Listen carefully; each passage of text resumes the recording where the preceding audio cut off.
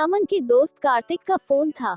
मेरे ये बताने पर कि अमन खेलने गया है, वह मुझसे ही अपनी पढ़ाई संबंधी समस्या पूछने लगा। शायद वह जानता था कि अमन को मैं ही पढ़ाती हूँ। पूरी तरह संतुष्ट होकर उसने फोन रख दिया। इस लड़के को कुछ समझाकर जाने क्यों मुझे भी एक संतुष्टि का सा एहसास होता है। उसकी पढ़ाई के प्रति भूख मुझे लुभाती है।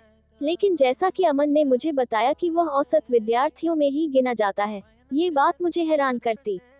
पर होता है, कई विद्यार्थी जी जान लगाकर भी वह सब हासिल नहीं कर पाते, जो एक विद्यार्थी थोड़ी सी मेहनत से ही हासिल कर लेता है।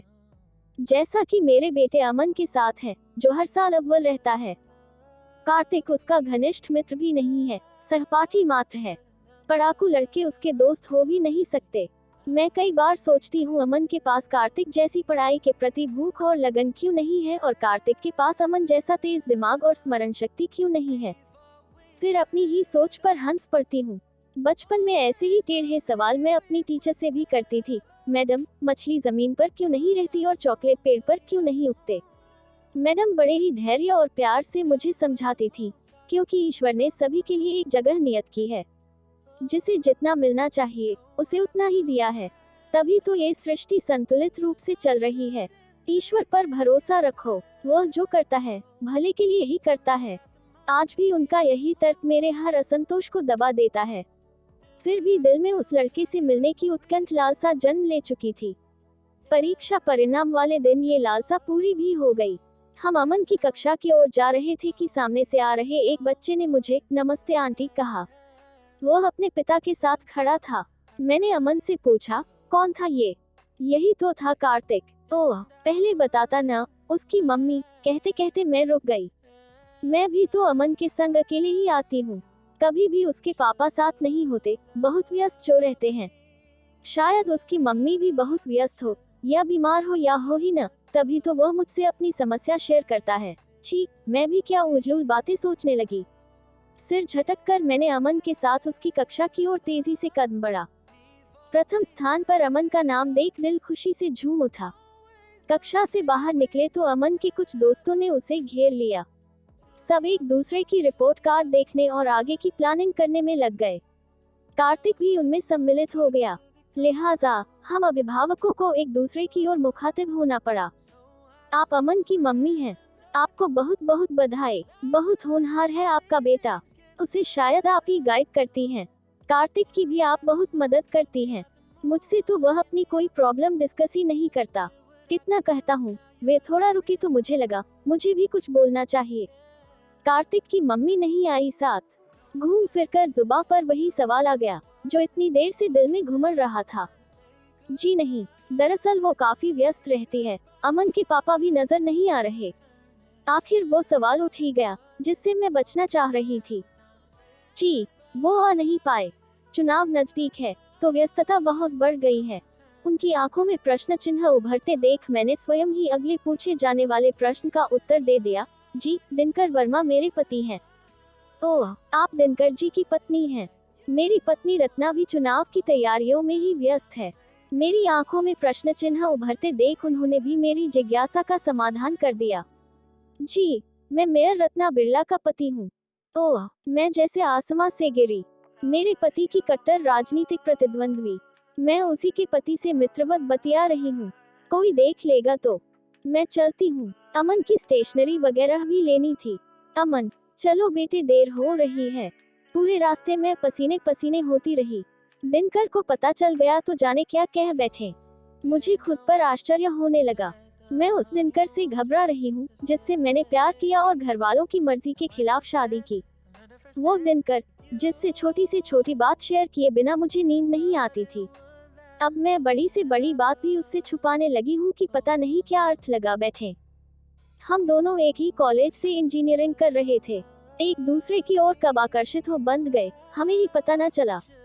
कॉलेज के अंतिम वर्ष में दिनकर ने मेरे सम्मुख विवाह का प्रस्ताव रखा। ये जानते हुए भी कि दोनों के ही घर वाले राजी नहीं होंगे, हमने पढ़ाई खत्म कर शादी करने का निश्चय कर लिया। उसी वर्ष होने वाले छात्र संघ चुनावों में दिनकर को भी उनकी प्रतिभा देखते हुए जबरदस्ती उम्मीदवार बना दिया गया। वे चुनाव जीत भी गए। जीत का सिलसिला, जो उस दिन आरंभ हुआ, वो आज तक जारी है। अपने वादे के मुताबिक डिग्री और नौकरी मिलते ही दिनकर ने मुझसे शादी कर ली। लेकिन इस दौरान वे मेरी सौत यानी राजनीति से भी गठबंधन कर चुके थे। लोकप्रिय नेता के रूप में एक बार उनकी छवि उभरी, तो फिर उभरती ही चली गई। छात्र संघ चुनाव, स्थानीय चुनाव और अब यह विधानसभा चुनाव, सिलसिला था कि थमने का नाम ही नहीं ले रहा था। चतुर राजनीतिज्ञ के मुखौटे के पीछे मेरा प्रियतम इंजीनियर दिनकर कहीं छुप सा गया था। अमन के लालन पालन में मैं खुद को कब तक डुबोए रखती। मेरे बार बार के इसरार से तंग आकर दिनकर ने एक दिन मुझसे वादा किया कि जिस दिन वे कोई चुनाव हार जाएंगे, राजनीति से हमेशा के लिए दामन छुड़ाकर मेरे दामन में आ समाएंगे। तब से आज तक मैं उस अदद हार का बेसब्री से इंतजार कर रही हूँ। घर आते ही विचारों का काफिला थम गया। उस दिन फिर कार्तिक का फोन आया, हमेशा की तरह ये कहने के बावजूद कि अमन खेलने गया है, वह मुझसे ही अपनी प्रॉब्लम पूछने लगा। मैंने झुंझलाकर कह दिया, तुम्हारी मम्मी के पास वक्त नहीं है, तो अपने पापा से क्यों नहीं पूछते। दूसरी ओर एक क्षण को गहरा सन्नाटा सा छा गया। संभवतः उसे मुझसे ऐसे प्रत्युत्तर की उम्मीद नहीं थी। वह सहम गया था। मेरा मन गहरे पश्चाताप से भर उठा। मैं कहाँ का गुस्सा कहाँ निकाल रही हूँ। सॉरी बेटा, पूछो, क्या पूछना है। अपनी प्रॉब्लम पूछने के बाद भी कार्तिक ने फोन नहीं रखा। आंटी, मुझे आपसे कुछ कहना है। हाँ, बोलो बेटे। मम्मी के पास मेरे लिए वक्त नहीं है। इस बात का अपराधबोध पापा को है। उसकी पूर्ति हेतु वे मेरा जरूरत से ज्यादा ख्याल रखने का प्रयास करते हैं। पर क्यों? मैं अब बच्चा नहीं हूँ, बड़ा हो गया हूँ, अपनी जिंदगी खुद जी सकता हूँ। मुझे किसी के सहारे की जरूरत नहीं है। बेकार ही आपको भी इतने समय तक परेशान करता रहा। अब आगे से। अरे नहीं बेटा, मुझे तो बहुत अच्छा लगता है तुम अपना समझकर मुझसे कुछ पूछते हो। तो पढ़ना पढ़ाना तो मेरी शुरू से हॉबी रही है। तुम निसंकोच कभी भी मुझे फोन कर सकते हो। Thank you aunty. कार्तिक ने प्रसन्नता से फोन रख दिया तो मेरे दिल का बोझ कुछ हल्का हो गया। व्यर्थ ही बच्चे का दिल दुखा दिया था। अब कभी उसे इनकार नहीं करूंगी, मैंने मन ही मन निश्चय किया। लेकिन उसके मनोविज्ञान ने मुझे चौंका दिया। अवहेलना से लोग अवसाद में चले जाते हैं। ज्यादा प्यार, देखरेख भी इंसान सह नहीं पाता। पर एक की अवहेलना की दूसरे द्वारा भरपाई भी किसी में आक्रोश जगा सकती है। ऐसा पहली बार देख रही थी। 2 दिन बाद ही मुझे अपने निश्चय पर पुनर्विचार करने की नौबत आ गई। जब दिनकर ने शाम को लौटते ही मुझ पर तर से प्रश्न दाग दिया। सरू, सुना है तुम किसी कार्तिक नाम के लड़के की पढ़ाई में मदद करती हो। मेरे हाँ कहने पर उन्होंने अगला प्रश्न दागा। जानती हो वो किसका लड़का है? जानती हूँ, मैंने ठंडे लेकिन संयत स्वर में। फिर भी दिनकर हैरान हो उठे, ये जानते हुए भी कि वो मेरी कट्टर प्रतिद्वंद्वी रत्ना बिरला का बेटा है। तुम उसकी मदद कैसे कर सकती हो सरू? अपनी राजनीतिक प्रतिद्वंद्विता में बच्चों को बीच में मत घसीटिए। कार्तिक अमन का दोस्त है। जिस तरह मैं अमन को कुछ समझाती हूँ, वह भी कुछ पूछ लेता है तो उसे भी समझा देती हूँ। लेकिन प्लीज, तुम्हारी राजनीति में मेरी कभी कोई दिलचस्पी नहीं रही है दिनकर, और मैंने कभी उसमें दखल भी नहीं दिया है। मैं उम्मीद करती हूँ तुम भी मेरे मामलों में हस्तक्षेप नहीं करोगे। मेरे 2 टूक जवाब ने दिनकर की बोलती तो बंद कर दी, लेकिन उसके चेहरे पर उभर आई तिलमिलाहट आने वाले तूफान का संकेत दे रही थी। दिनकर के घर से बाहर निकलते ही अमन ने मेरा हाथ थाम लिया। मम्मा, आप बिल्कुल भी परेशान मत होइए। आज से मैं मन लगाकर पढ़ूंगा। कार्तिक को भी जो पढ़ाई संबंधी परेशानी आएगी, उसे मैं सुलझाऊंगा। मैं उसकी पूरी मदद करूंगा। उसे आपसे बात करने की जरूरत ही नहीं पड़ेगी। अमन की आवाज से उसकी गंभीरता और दृढ़ निश्चय झलक रहा था। मैं हैरानी से उसे ताकती रह गई। जमाने भर को आगे बढ़ता देखती रही और यह भी नहीं जान पाई कि मेरा अपना बेटा कब इतना बड़ा और समझदार हो गया। अमन ने जो कहा वो करके भी दिखाया। पढ़ाई के प्रति वह अचानक ही बेहद संजीदा हो उठा था। इस बीच एक प्रदर्शनी में मेरी मुलाकात कार्तिक के पापा से हो गई। वे एक बार फिर मेरा आभार व्यक्त करने लगे कि मेरी और अमन की मदद की वजह से ही कार्तिक अब पढ़ाई में काफी अच्छा हो गया है। मैंने उन्हें कार्तिक के मनोविज्ञान से परिचित कराना जरूरी समझा। मेरी बात सुनकर वे थोड़ा गंभीर हो गए, फिर मुस्कुरा कर बोले, मैं उसकी भावनाएं समझ सकता हूँ। मुझे उससे कोई शिकायत नहीं है, लेकिन मैं रत्ना को भी कुछ नहीं कह सकता। सरिता जी, दुनिया में कुछ लोग कुछ विशेष प्रयोजन के लिए ही पैदा होते हैं। रत्ना बनी ही राजनीति के लिए है। उससे घर चलाने, बच्चे पालने की उम्मीद रखना न केवल बेवकूफी होगी, बल्कि उसकी प्रतिभा के साथ नाइंसाफी भी होगी। राजनीति उसका पहला प्यार है और रत्ना मेरा पहला और आखिरी प्यार है। मैं खुश हूँ, क्योंकि मेरा प्यार अपने प्यार के संग खुश है। मैं मुग्ध, निर्निमेष उन्हें निहारती रह गई। प्यार की ऐसी व्याख्या सुन मैं उनके जज्बे की कायल हो गई थी। मेरी आंखों में प्रशंसा के भाव शायद उन्होंने ताड़ लिए थे। इसमें प्रशंसा जैसी कोई बात नहीं है। मैं ऐसा दिल से चाहता हूँ और इसी में सुखी हूँ। हर एक इंसान का अपना अपना सुख होता है। आप ठीक कह रहे हैं। मेरा सुख आपके सुख से अलग है। न चाहते हुए भी मेरे दिल की व्यथा शब्दों में ढलकर बह निकली। घर लौटी तो मन बहुत हल्का हो गया था। अमन की प्रतियोगी परीक्षाएं समीप थीं। वह जी जान से पढ़ाई में जुट गया था। मैं उसकी सफलता के प्रति आशान्वित थी, पर बढ़ती प्रतिस्पर्धा देख मन ही मन आशंकित भी थी। उसमें जितनी तेजी से शारीरिक परिवर्तन हो रहे थे, उतनी ही तेजी से मानसिक परिवर्तन भी हो रहे थे।